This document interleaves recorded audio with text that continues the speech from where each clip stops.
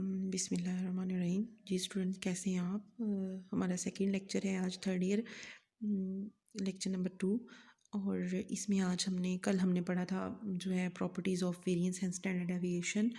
और जो है कल हमने वेरिएंस और स्टैंडर्ड डेविएशन के क्वेश्चंस किए थे, और आज हमने third year properties of variance and standard deviation पढ़ना है। Okay, let's open your books. और बुक्स पे आप टॉपिक नंबर 4.5.4 पे आ जाएं और प्रॉपर्टीज़ ऑफ वेरिएंस। ठीक है, आज हमने ये पढ़ना है कि प्रॉपर्टीज़ ऑफ वेरिएंस और स्टैंडर्ड डेविएशन की इनकी सेम ही होती हैं। तो सबसे पहले the variance and the standard deviation have the following useful and interesting properties. First of all, the variance of a constant is equal to zero. जब आप किसी भी कांस्टेंट डाटा का वेरिएंस लेते हैं तो वो ज़ीरो होता है। If a is any constant then variance of a is equal to 1/n summation a minus a का स्क्वायर इज़ अ कांस्टेंट। आपके पास अगर ए मतलब कोई कांस्टेंट डाटा जा रहा है, जैसे 5 तो उनका ज़ारी बात है, हमने पढ़ा है कि किसी का मीन भी 5 ही होगा। मतलब अगर कांस्टेंट डाटा आ रहा है तो उसका भी जो मीन है वो भी वही होता है। ठीक है, कांस्टेंट मीन का ये हमने अर्थमेटिक मीन की प्रॉपर्टी पढ़ी हुई है चैप्टर नंबर 3 में। तो ज़ारी बात है, अगर उसका मीन जो है वो एक कांस्टेंट आता है तो ए ऑब्जर्वेशंस हैं, तो आप उसको माइनस करेंगे तो वो ज़ीरो आएगा। ठीक है, the variance is independent of origin and it is remain unchanged when a constant is added to and subtract from their observation of x variable symbolically। कहता है कि आपके पास अगर वेरिएंस में कोई जो है वो कोई भी कांस्टेंट ऐड हो रहा है या सब्ट्रैक्ट हो रहा है तो उसका जो वेरिएंस है हमेशा वेरिएंस ऑफ x ही आता है। क्योंकि अगर आप इसको देखें बाय प्रॉपर्टी, अगर आप इसको देखना चाहते हैं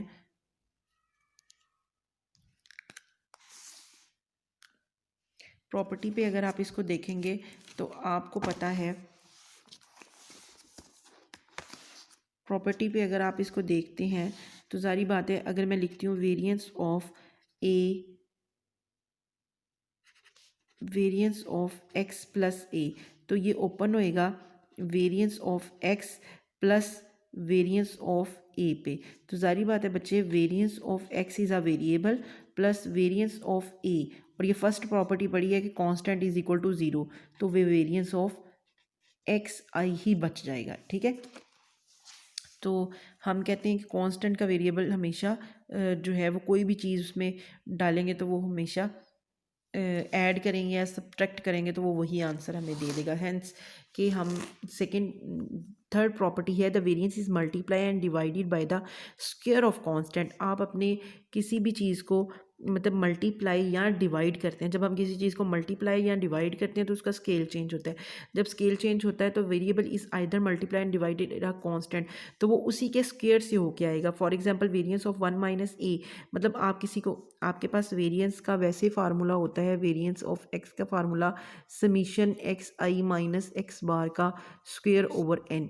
ठीक है, और अगर आपके पास जो है वेरिएंस ऑफ ए एक्स मालूम करना हो तो वो आ जाएगा समीशन, अगर ए से मल्टीप्लाई हुआ है तो वो एक्स आई से भी होगा माइनस वो इसके मीन से भी होगा। ठीक है, ओवर एन। ठीक है, जब आप इसको कॉमन लेके बाहर, क्योंकि कांस्टेंट को कॉमन ले सकते हैं, जब मैं कांस्टेंट को कॉमन बाहर लूँगी तो वो उसका स्क्वायर आ जाएगा और साथ उसकी ये वाली चीज़ आ जाएगी। ठीक है, square is a variance of X बन जाएगा। ठीक है, this may be also interpreted as that the variance increase by a square when the, तो इसमें से ए कॉमन ले लेंगे तो पीछे यही फार्मूला बच जाएगा और ए बाहर स्क्वायर होके आ जाएगा, जिस तरह उसने यहाँ पे पॉपुलेशन के फार्मूले में लिखा है। तो ये पॉइंट्स आपको बताने के लिए थे कि ये इस तरह से बना है। नेक्स्ट है आपके पास the variance of the sum of difference of two independent variable is equal to the sum of their respective variance. आप चाहे variance of x plus minus plus Y करें या variance of X minus Y करें, तो आपके पास proof बन रहा होता है। देखिए variance of x plus Y, ठीक है, इसका जब आप फार्मूला वैसे लिखेंगे ना वेरिएंस ऑफ एक्स का, तो उसका फार्मूला होता है समीशन एक्स आई पॉपुलेशन में माइनस म्यू एक्स, मतलब के पॉपुलेशन में मीन ओवर एन। और अगर आप variance of by deviation Y का लिखेंगे तो वो आएगा summation Y I minus mean of Y. ठीक है, ओवर एन। स्क्वायर। अब इन दोनों चीज़ों को अगर मैं सेम करना चाहूँ और आप अपना प्रूफ हम अपना स्टार्ट करते हैं, यहाँ पे प्रूफ स्टार्ट कर रहे हैं, हम लिखते हैं variance of x plus Y is equal to, क्या लिखेंगे जी, यहाँ पे आना चाहिए variance of x plus Y. ये हम एक्चुअली में प्रूफ करना चाहते हैं, ठीक है। तो मैंने लिख लिया, ये मैंने प्रूफ करना है, मैंने लिख लिया variance of x plus Y is equal to, यहाँ पे देखें एक्स और वाई का फार्मूला अगर मैं इकट्ठा खोलती हूँ तो ये आएगा X I 1/n summation X I plus Y I, इकट्ठा लिखने लगी हूँ ना, minus mean of x plus Y का होल स्क्वायर। अब अगर इसको आप आगे लेके जाना चाह रहे हैं, ये देखें 1/n summation X I plus Y I minus, minus खोला तो इसको मैं अलग अलग भी लिख सकती हूँ, mu X minus mu Y, इकट्ठा भी लिख सकती हूँ और अलग भी। इनकी आपने कर ली pairing, 1/n summation X i minus mu x, मतलब कि एक्स आई और माइनस म्यू, यही फार्मूला होता है ना आपके पास एक्स उसका,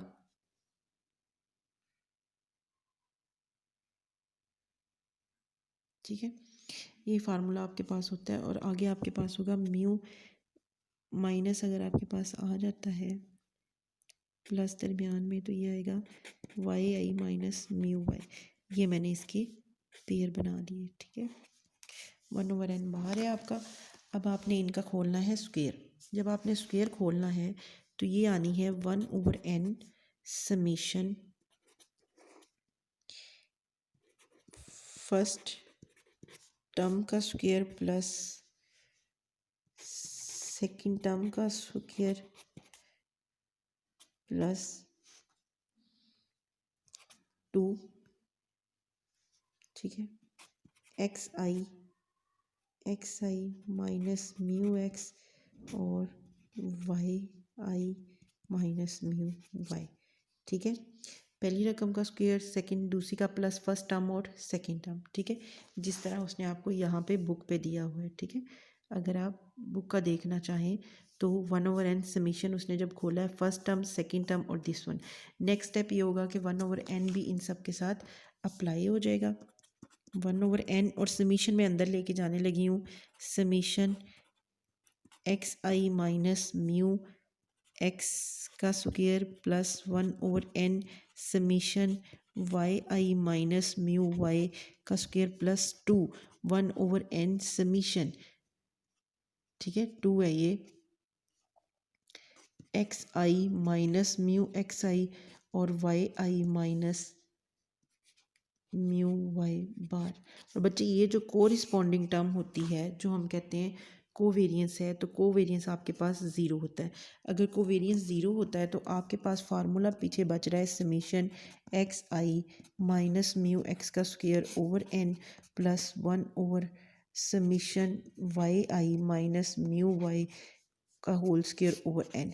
मतलब ये वेरिएंस ऑफ एक्स का फार्मूला है और ये वेरिएंस ऑफ वाई का, चाहे ये क्वेश्चन प्लस में हो या माइनस में हो, क्योंकि यहाँ पे माइनस आएगा सेम यही होगा, तो आपने प्रूफ कर लिया है कि +-1 इसी होता है। दोबारा मैं बता रही हूँ, पहले आपने इनके फार्मूले लिखने हैं, फिर उसको अलग अलग करना है, फर्स्ट का स्क्वायर सेकंड का स्क्वायर और then corresponding term.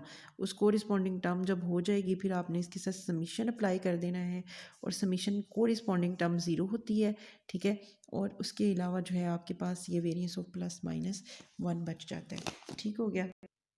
It's very important proof जो कि मैंने आपको करके दिखा दिया है, वो आपने देख लेना है, ठीक है।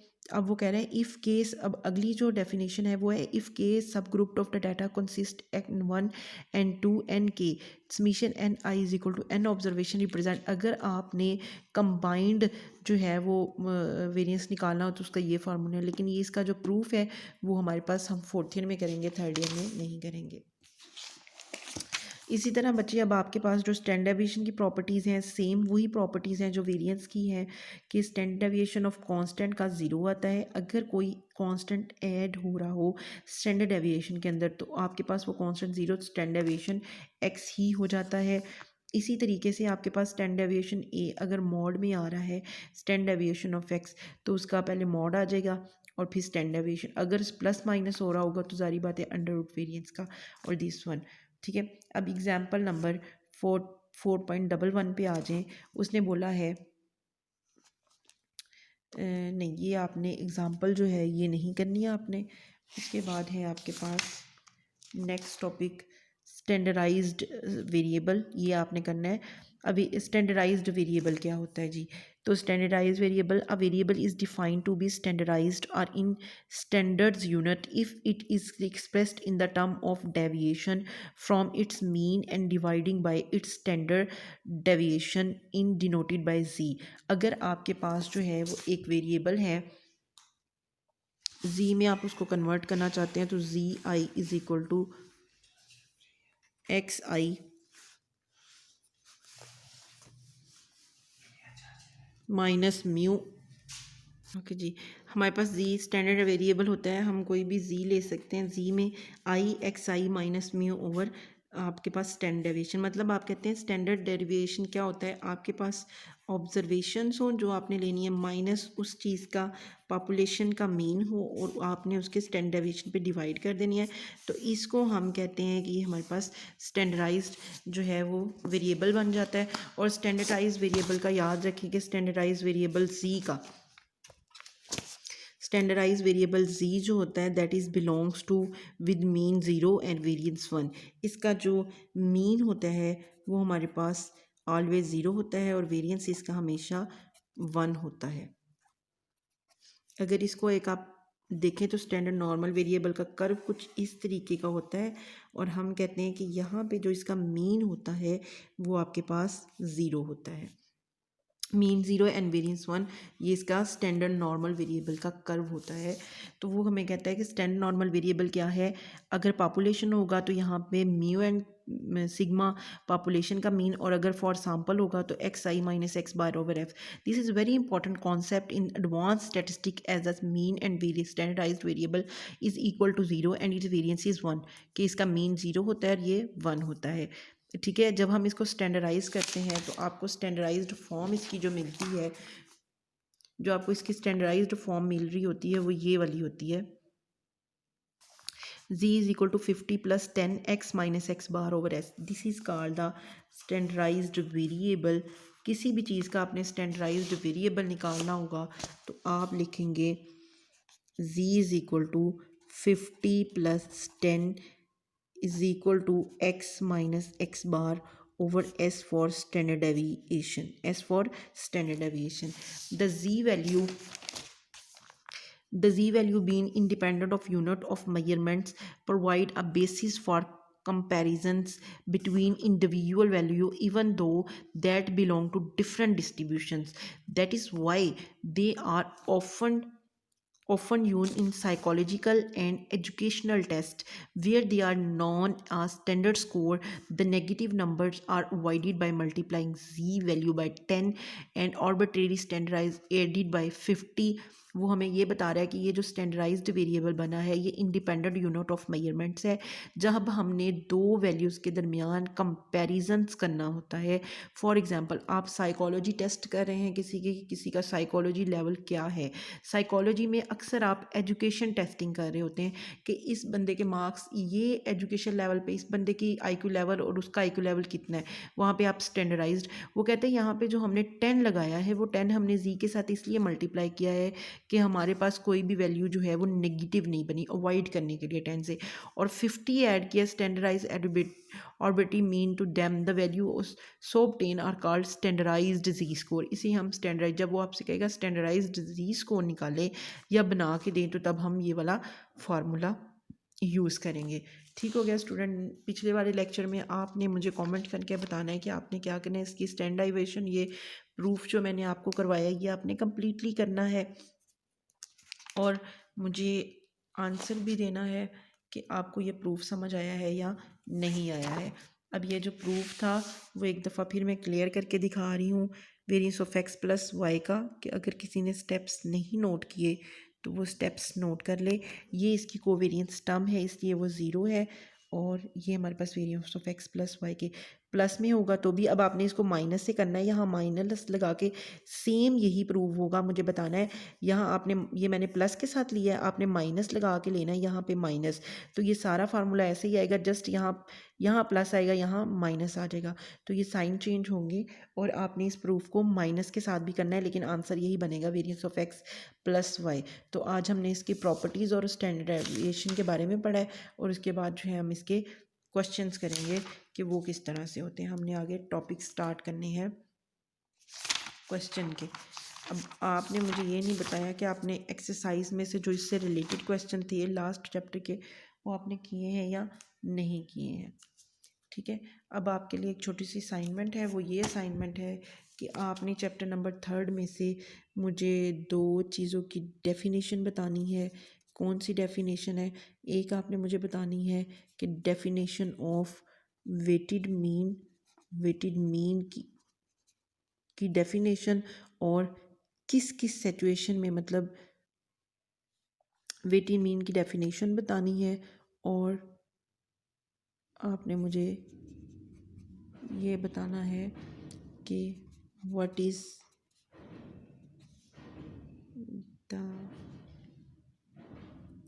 The relative Myers